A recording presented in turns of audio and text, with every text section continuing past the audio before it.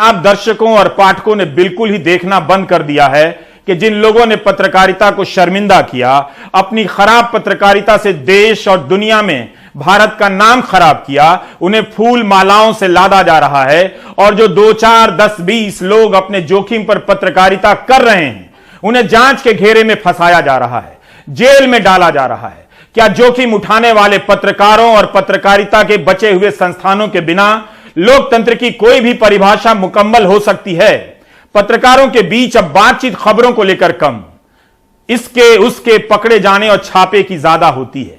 क्या आप उस शोर को बिल्कुल नहीं पहचानते जिसे पैदा ही किया जाता है कि असली खबरें गायब हो जाएं?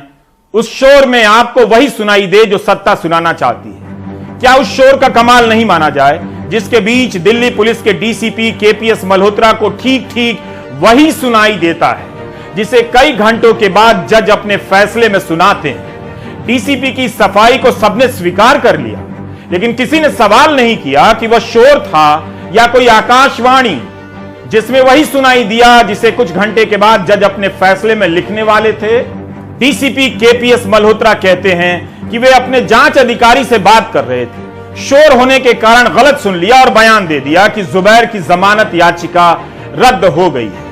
जुबैर के वकील सौतिक बनर्जी हैरान रह गए कि जज अभी बैठे नहीं है, फैसला पढ़ा तक नहीं गया और मीडिया में खबर चलने लगी कि जमानत याचिका रद्द हो चुकी है, 14 दिनों की न्यायिक हिरासत मिली है। कई घंटे के बाद जब फैसला आता है तो फैसला वही होता है जो शोर के कारण डीसीपी ने गलती से सुन लिया था।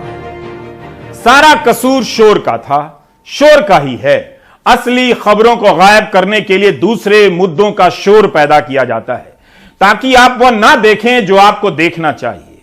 गोदी मीडिया के जरिए हर दिन शोर ही तो पैदा किया जा रहा है ताकि आम खबरें गायब होती चली जाएं। जुबैर फैक्ट चेकर हैं, झूठे दावों की जांच करते हैं, हर सरकार के झूठे दावों की जांच की है।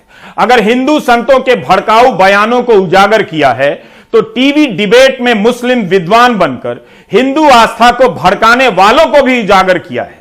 जो काम बड़े मीडिया संस्थानों को करना चाहिए वो जुबैर कर रहे थे।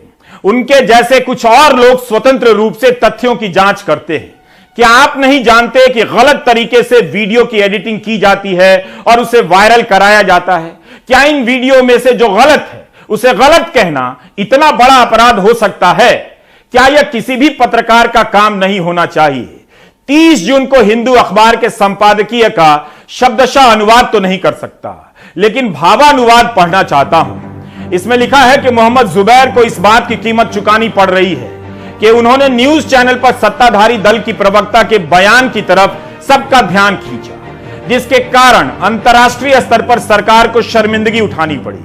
उल्टा जुबैर पर आरोप लगा दिया गया कि 40 साल पुरानी फिल्म से एक तस्वीर शेयर कर उसने धार्मिक भावनाओं को भड़काने का प्रयास किया है। यह कदम एक छद्म नाम वाले ट्विटर हैंडल के ट्वीट के आधार पर उठाया गया है, जिससे साफ है कि सत्ता संस्थान उसके पीछे पड़ चुकी है।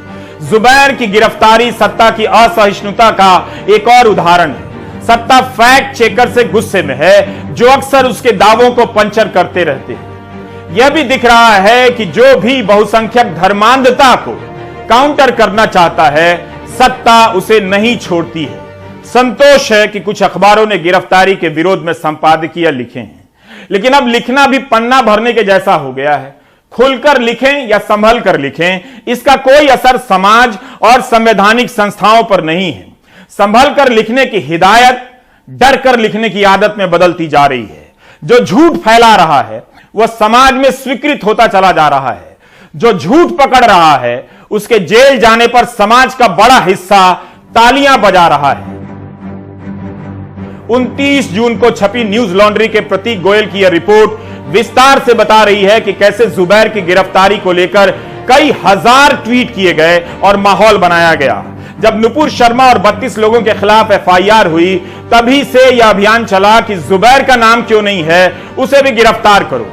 प्रतीक की रिपोर्ट के अनुसार अरुण नाम के व्यक्ति ने तो बाकायदा ऐलान किया कि जो भी जुबैर और ऑल्ट न्यूज के खिलाफ कानूनी कार्रवाई करेगा उसका खर्चा वह देगा। न्यूज लॉन्ड्री की इस रिपोर्ट में एक ट्विटर अकाउंट द हॉक आई का हवाला दिया गया है, जिसे इस अभियान का अगुवा बताया गया है। जो अपने परिचय में लिखता है कि कम्युनिस्ट समूहों के झूठे अभियानों का पर्दाफाश करना उसका काम है। इस रिपोर्ट के अनुसार द हॉक-आई भी उसी रेजर पेज से डोनेशन लेता है जिससे ऑल्ट न्यूज भी डोनेशन लेता है। द हॉक-आई ने प्रतीक सिन्हा, जुबैर और ऑल्ट न्यूज पर पैसे के लेन देन में गड़बड़ी के आरोप लगाए हैं। जुबैर के खिलाफ विदेशी फंड की जांच हो रही है। जुबैर के खिलाफ चले अभियान में यह भी जोड़ा गया है कि उदयपुर की घटना के लिए वही जिम्मेदार है। सुप्रीम कोर्ट के जस्टिस सूर्यकांत और जस्टिस जेपी पारदीवाला की बेंच नुपुर शर्मा के एक मामले में सुनवाई कर रही थी। अदालत की बेंच ने कहा कि इस तरह की टिप्पणी करने की जरूरत क्या थी। जिस तरह से इस महिला ने देश भर में भावनाओं को भड़काया है, इस देश में जो भी हो रहा है उसके लिए अकेली जिम्मेदार है। अदालत ने यह भी कहा कि याचिकाकर्ता यानी नुपुर शर्मा की याचिका में एक अहंकार दिखता है कि देश के मजिस्ट्रेट उनके लिए मामूली है। जब आपके खिलाफ एफआईआर हो और आप गिरफ्तार ना किए जाएं, इसी से पता चलता है कि आपकी हैसियत और संपर्क क्या है। अंग्रेजी में इसके लिए क्लाउड शब्द का इस्तेमाल किया गया है। नुपुर शर्मा को आज तक गिरफ्तार नहीं किया गया है। यहां मामला केवल बराबरी का नहीं है कि जुबैर को जेल भेज दिया तो नुपुर शर्मा को भी भेज दीजिए, इससे कुछ हल निकलने वाला नहीं है। सवाल यह है कि बड़ा हमला और लगातार हमला किस पर हो रहा है? उन लोगों पर हो रहा है जो सरकार से अलग राय रखते हैं, जो सरकार के अलावा उस राजनीतिक तंत्र के फैलाए झूठ को उजागर करते हैं, जिस तंत्र में कई लोग सरकार की ही तरफदारी करने वाले हैं। क्या यह सच नहीं कि समाज का बड़ा हिस्सा इसे देखना ही नहीं चाहता है? कोर्ट की सख्त टिप्पणी के बाद भी नुपुर को गिरफ्तार क्यों नहीं किया गया? इस सवाल को कभी पूछकर देखिएगा पब्लिक में, आपके भीतर डर का कोहरा छा जाएगा।